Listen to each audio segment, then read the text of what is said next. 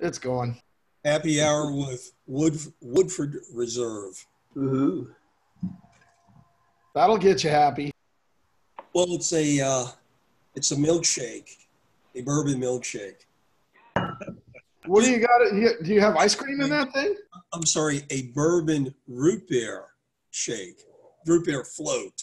It's already taken effect. Sorry. That's an interesting combination. I've never thought about a bourbon root beer float. That's It's very tasty. It I'll may bet. come in handy for the hurricane headed your direction, by the way. So what do you put in that? Tell us your recipe, Harold. Well, it's very simple. You know, a couple of scoops. I like banana ice cream, so I use banana flavored ice cream and root beer, of course, of your choice. I like A and W, and Ooh. a shot or two of your choice of bourbon. Shaken, not stirred. We had White Lightning Blackberry Margarita Saturday. That was, Ooh, yeah. yeah. You Let's don't just drink say, it down. huh? You don't drink it sitting down. You don't even drink it. My husband ended up dumping it out, which was really kind of a sad waste of, but this guy I used to work with makes his own, along with apple pie, something, bourbon, and he's got a whole distillery. Moonshine. Huh? That's apple pie moonshine. Yeah. That's The sip excellent. tasted okay. Very, very good stuff. Very smooth. You'd love it. He's made 2 ice cream makers using steam engines. Oh my He has a God. blacksmith shop, made his own tools. Has a Wow. leather. He's got all these different rooms. It's like his wife never has to see him in retirement. Oh my gosh. Makes everything. My wife would love that. Hey, Gwen, welcome. Hey,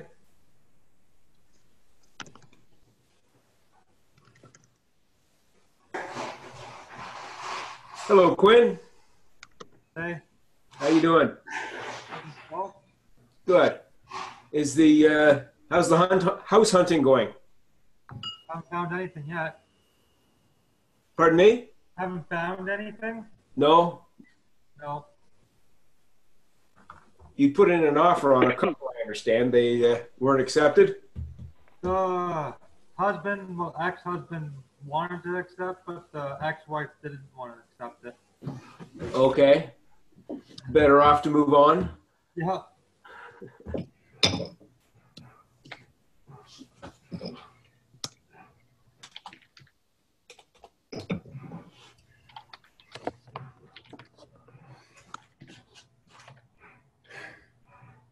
So I'm outfitting my apartment, and just for hoots, I got 2 of these glasses that sit on their side. Those are I very nice. wouldn't pour as much into them, but what I forgot is that when you put them down on an uneven table, they Yeah. roll around on the table. Awesome. So I have to limit what I drink. Yeah. Either you'll be chasing the drink or the drink will be chasing you. Yeah. As long as there's enough room, they'll do a circle on the table if they start to roll. But if they're near the edge, it goes right off the table. Wow. Paul, that looks like a pretty well-furnished apartment there. Was that furnished before you got there, or you got a little bit of a designer thumb? No, my wife came down for a weekend and we went out. There was nothing in the apartment. It was an empty, brand new apartment. So we went out and shopped like crazy to fill it up. Still pretty sparse. You're seeing a view of the more active part of the living room area. 10 months from now, I'll have to get rid of it all when the contract's up. You won't have That's what Free Cycle is for, right? I don't know what Free Cycle is, but I'm going to offer it at the university. I'm sure I'll get buyers for everything because it'll all be less than a year old. Yeah, that's true.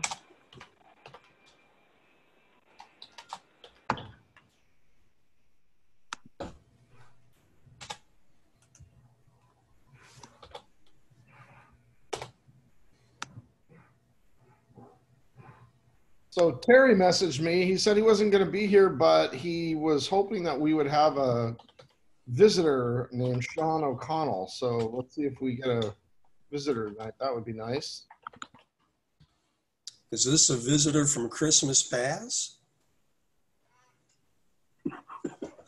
I don't know. It's a friend of Terry, so it could be anybody. Oh yeah, you got to be careful with that. I think should be more concerned about John's friends. Both. Yeah. So Bruce Butch is new. Yeah. Yeah. Hi, guys. I actually attended a couple meetings last year, and we ended up with a family commitment on Wednesday. So I missed quite a few, but that's changed now. And hoping to drop in, maybe become associate member. Awesome. I'm actually a member of the Bemidji Sunrise Rotary already for many years. And but there's only a couple of us that ride, and this group particularly interested me. And where are you again, Butch? I'm in Bemidji, Minnesota. Winnipeg is our closest metropolitan area. Oh boy. You know midget. Yeah.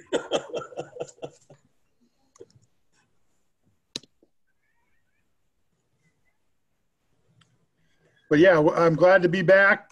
Hopefully I'll be able to attend a little more frequently and get a little more involved. Well, we'd love to have you. Have you been receiving the little meeting reminders and stuff? Yep. And I get the recordings, and I've watched a few of those if I haven't been able to attend, and hoping to connect some point in the next 5 or 10 years on a ride with everybody somehow. But doesn't watching one of those videos constitute a makeup? Yeah, I've used that a few times. It should count as a makeup, and in fact, my old e-club asked for a $10 donation and got a lot of money from people who used the recordings as makeups. In the old days, they stopped publishing theirs. But this, Well, you know who has a nice model that we could copy if you wanted to, is the Rotary E-Club of the West. They have a nice way that they ask for the donation, and they ask you, I think, to watch 2 videos or read 2 articles or something like that. I don't remember. It's been a while since I've been on their website, but I was very impressed by the way that they laid it out, you know, and it wasn't a demand for money. It was a request, and it was very nicely done. Yeah, the E-Club of the Caribbean does the same thing, and it's very nicely done. Gives you a little Rotary moment. You kind of, read about it, and then make your donation, and you get your emailed makeup. Right. It emails to you and to your club secretary for the one for the West. I do think that would be a good revenue source for us. would it be hard to set up the way we have our finances set up? Not at all. No. Shouldn't be. We could promote it on the 6380 website or Facebook page. Both. No? No? Are you saying no? No, I'm saying put it in both places. Well, website, Facebook, and I'm still trying to get the leadership to let me help manage the LinkedIn presence, which at the moment is non-functional. It's there, but it's not very functional. I still don't understand LinkedIn, and I've never really liked it because it wants to come in and get, take information out of your address book, and it feels very. Yeah, but you have to agree to it. It doesn't do it automatically. Yeah, don't turn that crap on. No, mine's cut off. LinkedIn is more professional. It is. Facebook is more social sharing. This is what I ate for dinner. Right. This is the color of my. Right. I have over 11,000 connections on LinkedIn, so I'm pretty active on that. But it's more about like writing articles and networking.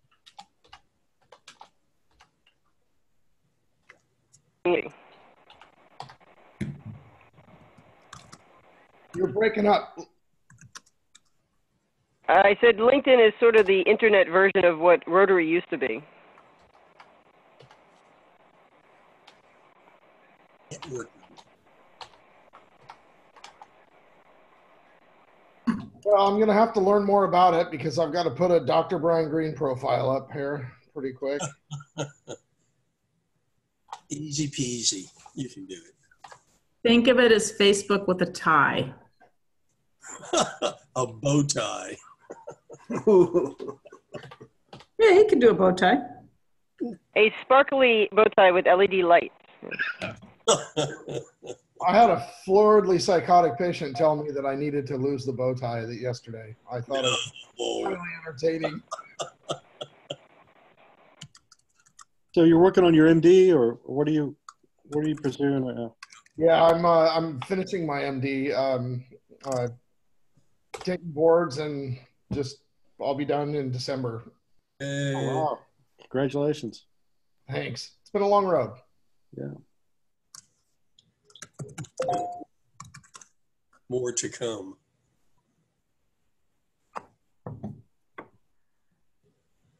Well, I'd hope so. My daughter comes home constantly, stops by the house. She's a ER nurse, an RN, and she thinks she's going to present something to me that I haven't seen or haven't heard about, because she's the nurse, she's in the medical field, and I know nothing because I was a cop. And it's hilarious. I constantly just shut her down. So, yeah. Well, I remember the time when I took a guy in and they did such and such and such and such.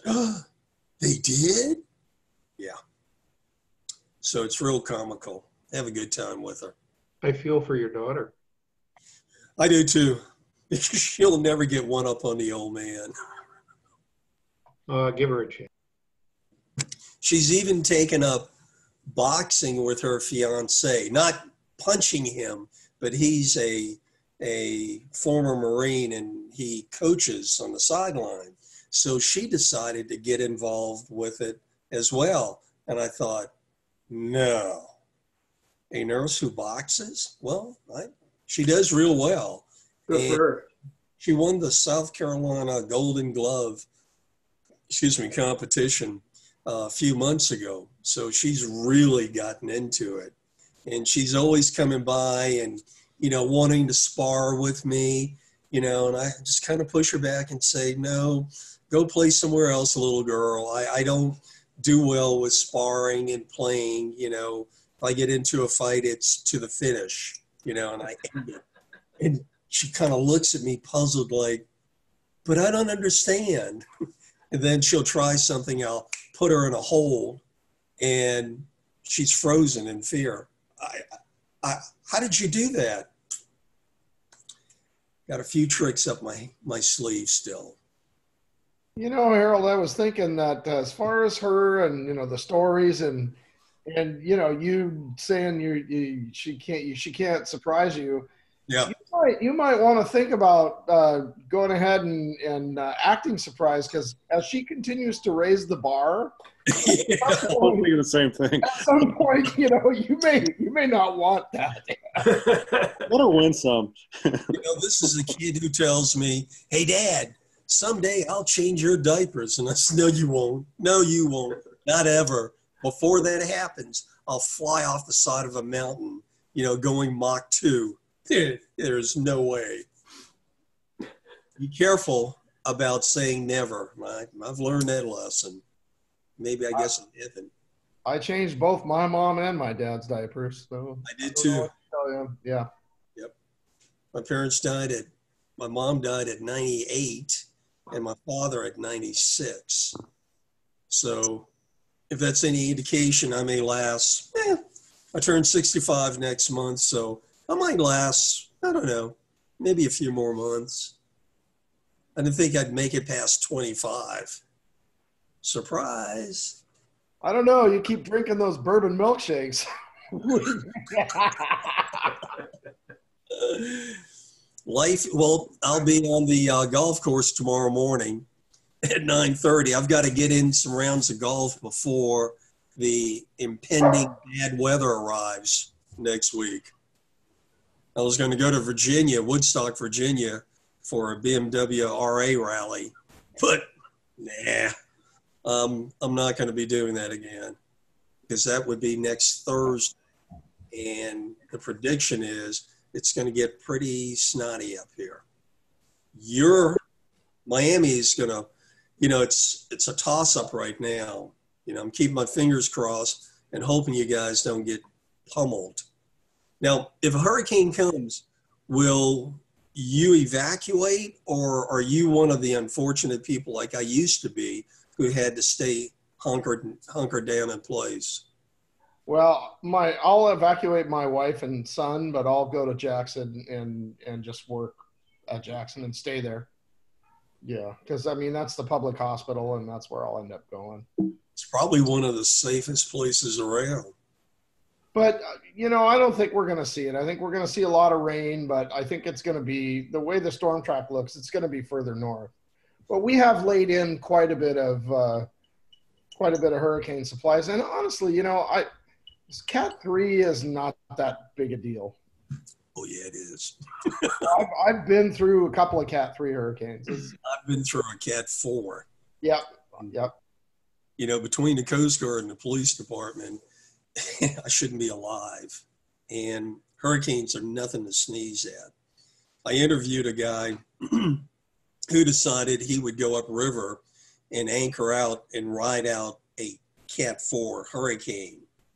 And I was in Harbor Patrol then. We thought he was dead. And we found his boat had broken loose from the mooring. Found the boat. I expected to find a lifeless body, and I found him. And I had never seen a human being so rattled in my life. He was just constantly shaking, and, he couldn't stay still, and we had to hold him. And he ended up getting psychiatric help. And he swore up and down he would never in a lifetime do that again. There are a lot of people around here who think it's really cool, and they have hurricane parties. But when you have a 13+ foot tidal surge and you walk out the morning after and see barges sitting in the middle of the city on the street, it causes you to rethink those hurricane parties, because the force of Mother Nature is uncomparable. What's the category for 145-mile-an-hour winds? That's Cat 5. That's either a borderline 5 or 5-4. I think you're right. That's a 5. I think it's 5. Yeah. That was Hurricane Gloria in 1986 or something like that. And I was in the auxiliary police in Nassau County at the time, and it picked up my police car on 2 wheels, the 2 left wheels, like Dukes of Hazzard. Yep. Like it was nothing. And I was standing completely still, and I was driving a 1978 LTD, which is basically a land yacht. It's a steel brick. Been there, done that. Oh yeah. And after it picked it up, it put it back down, and then it moved the car sideways, and the only thing that stopped it was that my wheels hit the curb. Oh my gosh. It wasn't. Yeah, I was on a pretty big straightaway. I was on Earl Ovington Boulevard, which is right by where the Wright brothers took their first flight on the Hempstead Plains. Yeah. And the whole area is nothing but concrete and asphalt and all completely flat, like like a runway kind of a thing. And it was just, the wind just came soaring right across there and just had its way with me. Wow. Yeah, I've learned to respect Mother Nature. I was up in Canada. I had been to Newfoundland on a motorcycle, and I was trying to make it back into the States. There were 10 of us, and 5 of us were absolutely, certifiably crazy. They wanted to ride through a storm. It was a tropical storm that had made its way up to Halifax, Nova Scotia, and breezed through Charleston previously. And I told everybody, I don't think this is such a good idea. They insisted to continue, so we did. And it got so bad that I had to lean almost at a 45-degree angle to keep my bike in its lane. And when I decided to stop, my front wheel went airborne and I slid sideways into the adjacent lane. And we were in New Brunswick trying to get back to the state. And so finally I got everybody to pull over under a bridge. 5 of them decided to go ahead. I stayed with 5. We found a hotel somewhere, and they had no electricity in the city at all. And we had the best night there. Were you trying to use the motorcycles as jet skis? It doesn't work well. I like the term arrive alive. I love to be able to bike another day or just see another sunrise. Yeah.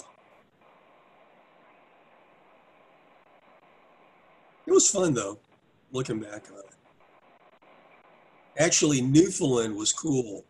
For an old Southern boy, I knew what icebergs were, but to actually see one up close and personal was astounding.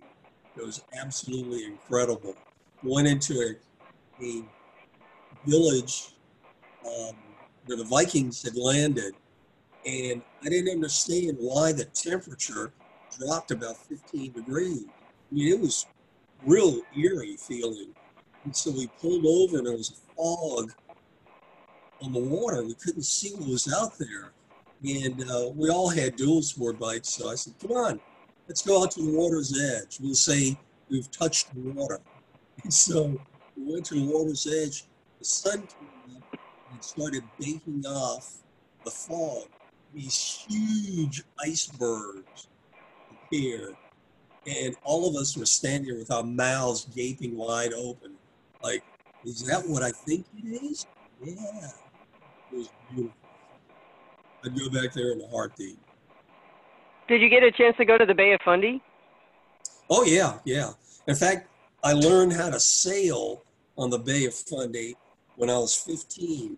I was with the Sea Cadet Corps, and we did a swap of the Canadian cadets and the U.S. cadets. They came down south. We went up to, it starts with a D. I forget the name of the town, but it was Camp Cornwallis, where they had joint forces training. And part of the training was we had learned how to sail. And in the morning, we drove across a little bridge, and there was 30 plus feet of water there. Well, in the afternoon when we got done, we rode across the same bridge, and there was nothing there but rot, boulders. And I was flabbergasted. And that's when I learned about the extreme tidal change in the Bay. And the emptying of the bathtub. Yeah, yeah. Really cool place. I always have good trips when I go to Canada. I want to take a week and go up there with my 86-year-old toddler. I mean, my 86-year-old dad. Wow. Wow. Well, the food is great. People are wonderful. The area is just great. I don't care if you, and now Bruce can correct me. I don't know if it's any different on the East Coast versus the West Coast, like the Yukon and so forth. I've not traveled over there yet. I've never traveled to the East Coast. Oh, okay. I've only been to Vancouver once for about a 4-day period. Vancouver's beautiful. Isn't it? Yeah. Oh my it God. is. It is. It's breathtaking. There is a cruise. There's a short cruise on a ferry. Well, I shouldn't say short cruise. It's a cruise on a ferry from Seattle to Vancouver and then up, I think up all the way to Juneau. And it's one of these things that you can pay a certain price and then you can kind of get on and off as much as you want from one end to the other. And I thought to myself, wow, that's got to be like the ultimate vagabond vacation, you know? I took the ferry from Seattle through the San Juan Islands up to Victoria before. And it was beautiful. Nice. Only place I've been on the east coast of Canada is Montreal, and I could say it's completely different than Victoria. It is. Yeah, I mean, it's such a French. It's like going to Paris on the cheap. You know, it's. But I made a mistake in Montreal. You know, being the knucklehead that I am, I stopped at a mom and pop shop. You know, something to eat. So I walked in, and I said, "Oh, bonjour, mes amis." Well, they thought I spoke French. This dissertation of French, I'm standing there, you know, like an idiot. Huh? There was one young guy there who spoke English, and he translated for me.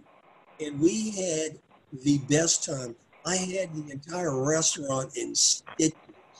There were ladies coming up. There was one family. There were two sisters. And they were probably as different as night and day. You know, you could tell they were sisters. But one was tatted up. You know, she had tattoos everywhere. And the other looked like a Sunday school teacher. And apparently the woman with the tattoos hadn't gotten her food yet. So I walked up there and I made an inquiry. I said, well, what's the problem? You know, is the problem her tattoos?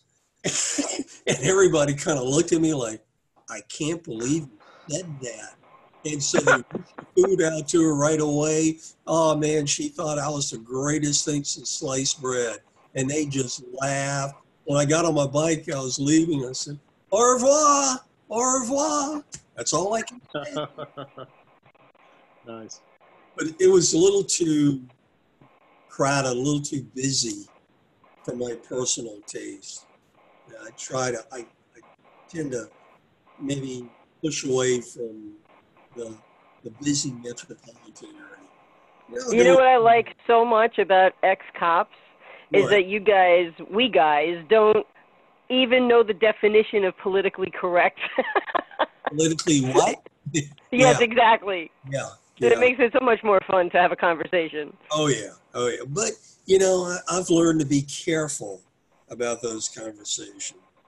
You know, to choose my audience well or carefully. Especially nowadays, people just don't get it. I don't get it. I guess they get it, but I don't get it. Call it what it is and be done with it. And, you know, being from the South, you try to be hospitable and kind to people, but you still tell them like it is. You don't sugarcoat it. Yeah. I have a hard Well, we time. have a four-legged guest at our meeting today. Oh. Oh my God, is he cute? Is it a boy or a girl? Girl. It's a girl. Oh, she's beautiful. Look at that face. Is she young? Oh, probably about 2. She's young. I think she wants you to. It's up by the window. I think you're in her tit. I think she wants you to sniff her bottom.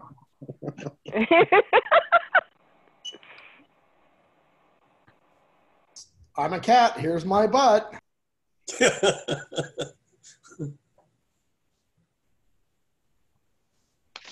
it or scratch it, your choice.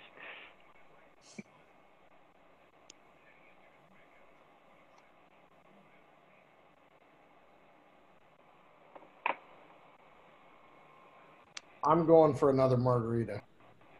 Huh?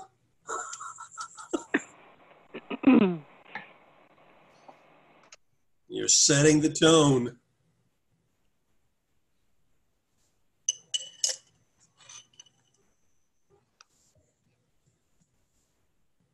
All right, why is everyone so quiet tonight? I don't know. You and I were dominating for a while there, Harold. I brought 2 to the computer. Just you two? talk enough for both of us. Just 2. Okay, David, there you go. Yeah, yeah. Wait a minute. Wait a second. Now, those are 2 different drinks. Yeah, so I have a shot of whiskey Yeah. The beer. Chase it. That's what I thought I saw. Oh, you're really getting into this. I like happy hour night.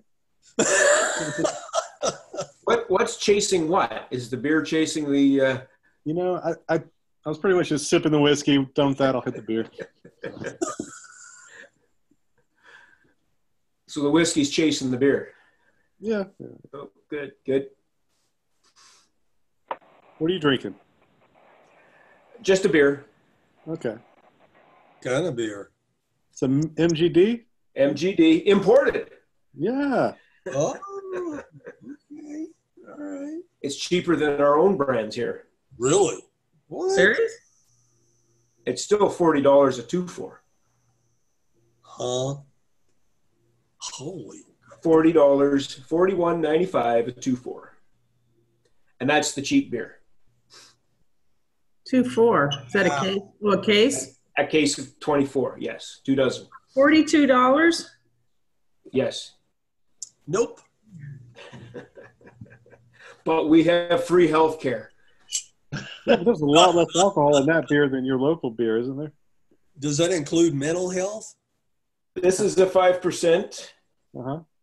Oh my God. And 4.7, our local beer is 5. Okay. Not a big Then if you get into the crafts, you can get into the 6 and 8s.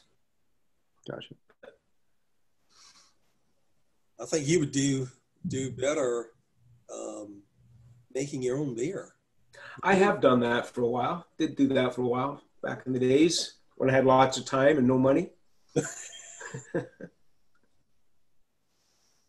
I make wine and I give it away for Christmas gifts and occasions and things. Make strawberry wine. Nice. Strawberry wine. Yeah. It's I not tried that once. I've made hard ciders. I've made honey meads. Yeah, I raise bees, so I make mead too. Well, if you do beer, I use the local honey in my beer Okay. instead of adding the sugar. That's interesting. I never thought of that. There was one time, I never did do it, but I always wanted to exchange you make it in 5-gallon pails, so it's you add 5 gallons of water to your barley hops mix. I always wondered what it would be like to take raw maple sap. Yeah. Yeah, that would be awesome. Don't you guys have maple whiskey up there? Yes, there is a maple whiskey. So is it just flavored with maple, or do they make it out of the syrup? I think it's just flavored maple. Yeah. Okay. That would get rather expensive when you're paying $20 a liter for maple syrup. And then they charge $30 a liter for, I think they call it maple water, which is just raw pasteurized sap. You can get it in a 1 liter jug, like a milk carton, but it is pasteurized sap before they make it into syrup. Wow. So is that something you have with your pancakes? You drink it like water. It's for the yuppies. Yeah. I'm sorry. Maple belongs with breakfast. That's all I could say. Well, I'll tell you, there was one time we did some ribs in the slow cooker, and Anna took the raw sap and just let it boil all day long. And I got to swear, it was candy on a stick. It was delicious. Best ribs I've ever had. Oh, man. You need to make some more and invite us. Yeah, I'm getting hungry. Well, we'll see what we can do next spring. Who's doing the spring ride? Uta? She's not here tonight. Sounds like just pack some with you and bring it south. We'll see what we can do. Either get to Texas or we'll meet you somewhere along the route. Thing is, I don't think I can take raw meat across the border or even cooked meat. Really? Cooked? No, I don't think you can. Huh. It's got to be canned. All Never right. had canned ribs. Sorry? I've never had canned ribs. Maybe No, me neither. No, you can't take meat across the border. Put it in some mason jars and seal it. Yeah. And when I get there, I'll tell them Harold said it was okay. Absolutely. I've never had a problem at the border. No. Now, a buddy of mine did. He decided that he would try to get into Canada with a handgun. And he was a cop from our department. He Okay. was asked, "Do you have a weapon?" His Right. answer was no. Uh-oh. And he has a very, he grew up in England, so he has a British accent. So that sort of alerted them to something not being quite right. So they searched the car, found the weapon. Our department convinced them not to throw him in the jail. They kept our gun and ejected him from Canada. All he had to do was say yes, he had the weapon and prove he had the permits for it. So when I went through, I did not have a weapon. I left it at home. Didn't need it, didn't want it. But if I had a hunting rifle, I was told that's okay. I can cross into Canada with a hunting. But you still have to claim it. You don't lie to them. Oh, no, you never lie. That's right. No. Now, lying can get you in trouble. I found out coming back from Mexico into the U.S., I had forgotten I was with my Coast Guard buddies, and we were on assignment down there catching a bunch of drug boats coming across the border. So we decided to take a walk into Mexico, and we're told not to because if we were found to be who we were, they would kill us. But we thought, hey, we're young and dumb, we'll go have fun. Well, on the way coming back, I had a Cuban cigar in my jacket pocket. I honestly forgot about it. So at the border, the customs agent looked at me and said, "You're in the military, aren't you?" "Yes, sir, I am." "Which branch?" "Yes, Coast Guard." He said, "Okay, let me talk with you for a minute." Pulled me to the side and he said, "You can bring that cigar this time, but don't let that happen again." And my eyes just bugged out of my head. You know, that stark reality. Holy crap, I left it in my pocket. And they didn't have to physically see it No, to know it was there. somehow they knew it was inside my pocket. I to this day, I don't know how, and I don't care. All I know how. The dogs told them. Probably. Yeah. So is that a cigar in your pocket, or are you just happy to see me? Definitely a cigar. We use those things all the time, and we destroyed them by smoking, by burning. Oh, see, Terry will know about it. I always just take the band off before I bring it home. They can't tell where it's from. Now we're learning secrets about one another. Okay. That's what I But you did when can I bring came it home. back in now, right? You can bring up to $100 worth in, which is Well, no, they dropped that limit. You can bring as much as you want. Really? No $100 limit anymore. Oh, As long as really? it's not for commercial purposes. Like if you bring a crate, you know, obviously that's not for your own use. But Very feasible, yeah. Yeah. Well, Terry, welcome aboard. Where's your guest? I don't know. I was hoping he'd be on tonight. That's why I jumped in. I just got off another Zoom meeting. What are you drinking?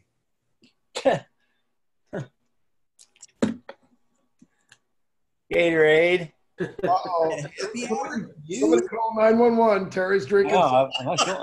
The shakes or something there. What's in the Gatorade? Oh, very good, Linda. Vodka. See? Gatorade, kidding. Millennial I'm Moonshine. kidding. We know you so well. Dang. We're astute. You can't pull anything over us. You guys are good. I am getting out of here, though, because I've been sitting in this chair for about 6 hours doing Rotary stuff. The only time I got Yeah, up I did is it yesterday. to open the door to let my wife in. Oh, you better let her in. You could put in a wife door. Oh. What is that? Like some little Like hole? a cat door. Like a Don't cat door. tell Jamie that. Do not tell her. You know how tall my wife is? She's 4'10". Yeah, she really is. And she's got a broken arm right now, so I'm not messing with her. Yeah, but she's still a nuclear missile waiting to go off. Yeah. Well, but she better be making my dinner. So I'm going to say goodnight, you guys. That's a good joke. She better be making your dinner. Better be making your own dinner at my house. And what if she's not? Why don't you put Jamie on and let's have a discussion with her about that. No. Yeah, Yeah. That's what I thought. That's what I thought. No. Good night, y'all. Okay. Good night.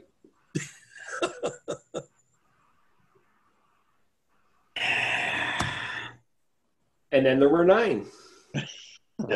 Dropping like flies. Wait a minute. Where'd Brian go? Good question. He's recording, but he's gone. Interesting. Maybe he got bumped offline. He did say he was going to make another drink. Maybe he's on the way.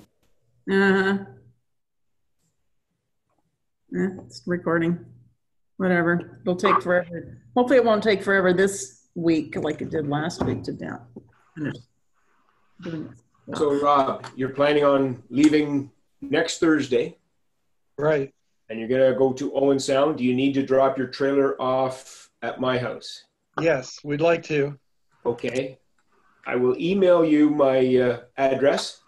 That'd be great. I think I have it, but I'll just Do it double again. check then. Yeah.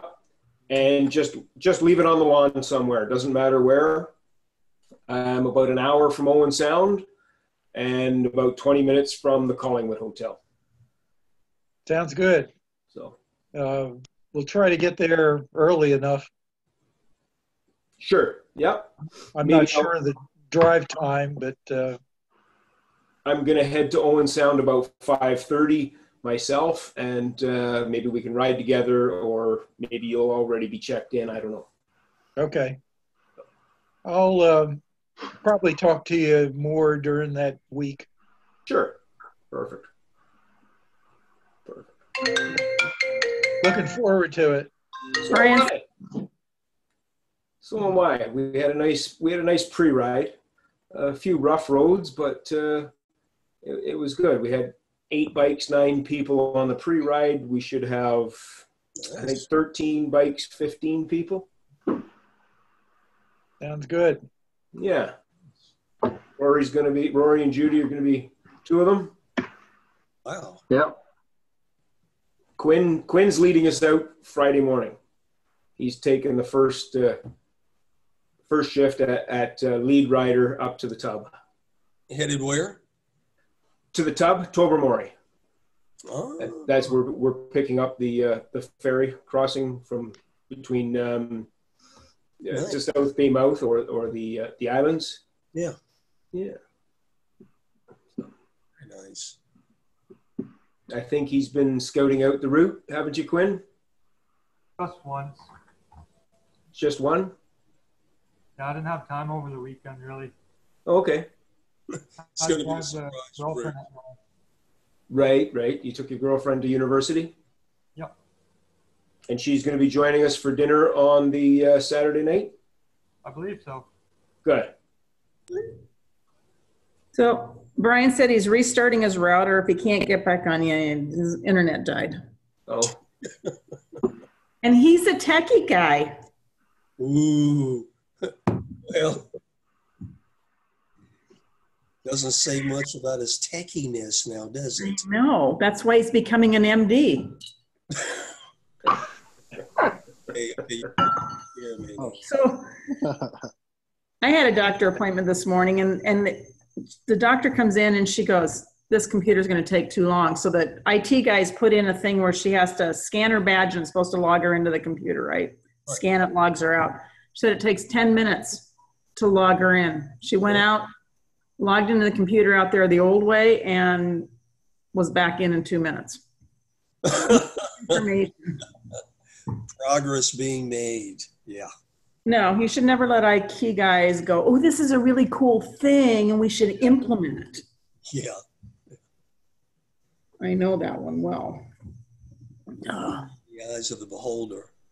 Yeah, pretty much. Hey, Harold, have you been to many of the BMW RA rallies? I have been to a couple of them. They're very well organized. The best one I can recall was in Birmingham at the Barber Motorsports. Oh, that's neat. Oh, that was fantastic. That was, I thought I had died and gone to heaven. You know, they had in the museum over 1,400 different types and styles of motorcycles, a few race cars. They took us behind the scenes and showed us how they refurbished the machines and, you know, what they looked for. And it was fantastic. And they let us get out on the speedway. We got to, those of us who wanted to, got to ride our bikes around, and they never let anybody on that track. But because we were there at the rally, anyone who wanted had to sign a waiver, and then you could. And it was loads of fun. I'd go back in a heartbeat. Well, I was going to go back this year, but Mother Nature has dictated otherwise.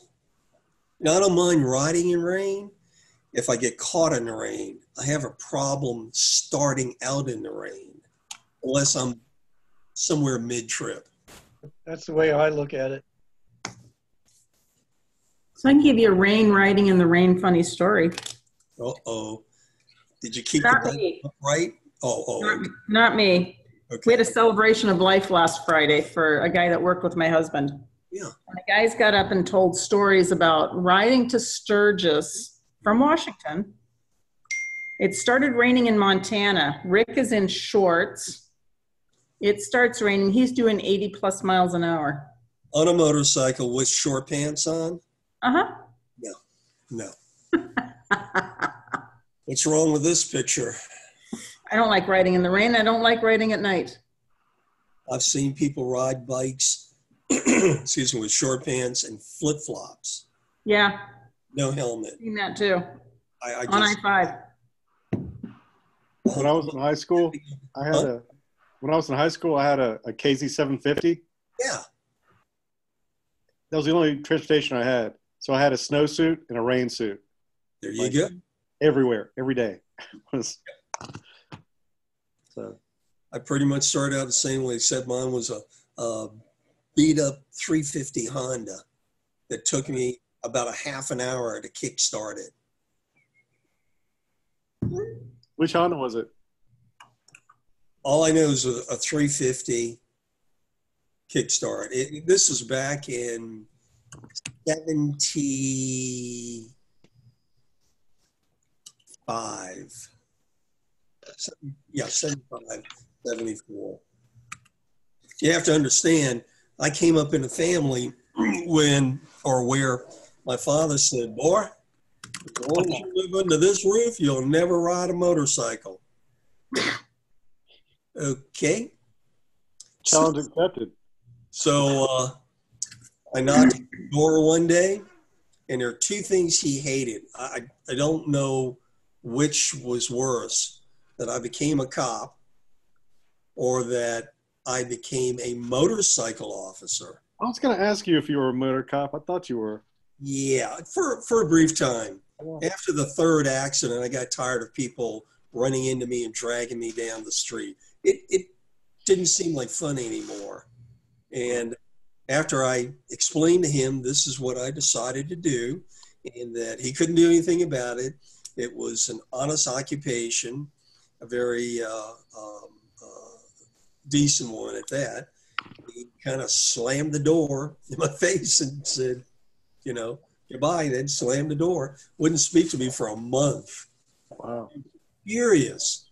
But, you know, back then Charleston was much smaller. He was a city councilman and, you know, he had expectations. And I had expectations too. We just didn't kind of see eye to eye. Right. Yeah. But it was fun. I learned a lot, an awful lot. I learned that I shouldn't stay on that bike as a career. After about 2 years, I got off of it, and I never really got back on it. I took over the traffic division and went through the schools so that I could ride bikes on special occasions. You know, I wasn't crazy enough to do it every day. People in Charleston are, I used to think it was Charlestonians were horrible drivers, but now we have such a heavy influx of people from all over the country, actually all over the world. They're moving here in droves, and they're bringing other cultures and bad habits with them. And it's turned a quaint, sweet little city into a rat race. You know, there's road rage alive and well. Nobody wants to give you a break in traffic. They're cutting you off. And riding a motorcycle, you have to ride defensively or else you'll die. Yeah. You know, what horrifies me is when I see people behind me texting. I used to try to commute a little bit on my motorcycle, no more. I mean, with everyone texting, you don't have a chance. You know what I do? I pull up alongside of them and I pull my cell phone out and go. They look at me like, oh, what are you going to do? And they're right. You know, no motorcycle I've ever seen can compare against a 2,000 to 4,000 pound car. You know, right. You're outweighted. The only thing you have available to you is evade and escape. You've got your speed and agility. That thrust to weight ratio is so much greater in your behalf on a bike than a car. Mm-hmm. I don't stick around and argue with anyone. Too many people are carrying guns. Mm-hmm. You know, they're afraid of their shadows and they make so many mistakes, and I don't want to be one of their mistakes. So I just scoot along the way. Yeah. That's why I like my bike, because she's very quick, very nimble, very quick. And Bruce is looking like, where the hell do you live anyway? I know exactly what you're talking about. I moved out of the big city of Toronto 30 years ago. Oh, yeah. And I moved into a small town farming, small tourist area. Mm-hmm. The tourist area has been bought out by a big corporation, have expanded it into a 4-season community. For farmland that was worth maybe $250,000-300,000. That was an extraordinary price for the last generation of farmers. These farms are now selling for 1.2, 1.3 million. Now I know that's only Canadian, but I will not go to the town of Collingwood with a population of 10,000 people on a weekend. Wow. Because the traffic is so bad. Wow. I just won't do it. Long weekends, I will not ride my motorcycle on a long weekend. Yeah. Wow. Yeah, I walked Charleston last time I was there. I didn't. I just parked and walked. Smart. Very smart. You know, there's still some, I don't know, some neat aspects of it, but, you know, wherever you find a lot of commercialization, there's a lot of money, and when people are profiting